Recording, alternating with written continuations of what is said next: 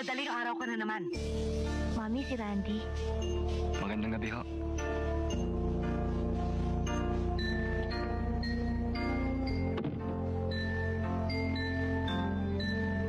Ano nga ba trabaho mo?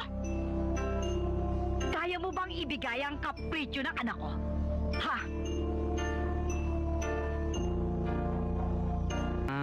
Mataas na mataas. Gano'n naman ho pala eh. Bakit niyo po siya pinapayagang kumanta doon sa chip na club na yun? Ba't sino ka makakaral sa akin yung pertinente ka't animal ka? Ha? Walang hiya ka? Apatiwan mo ako? Mami naman. Tuwan mo ako? Mami! Animal ka? Hayaan niyo. Magpapakayaman ako. Pag mayaman na ako, Mami, tama na. babalik ako rito. Animal ito? Tama na, Mami. Hindi mangyayari yan! Pa, kung gano'ng kabigat ang kasalanan ginawa mo? Opo, sir.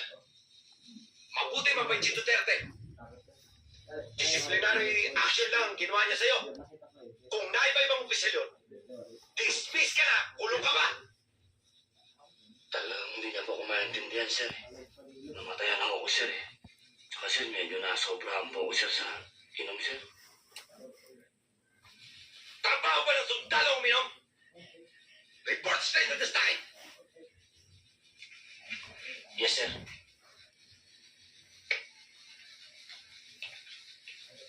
God damn it. Alam niyo naman, sir, ang sitwasyon ko dito.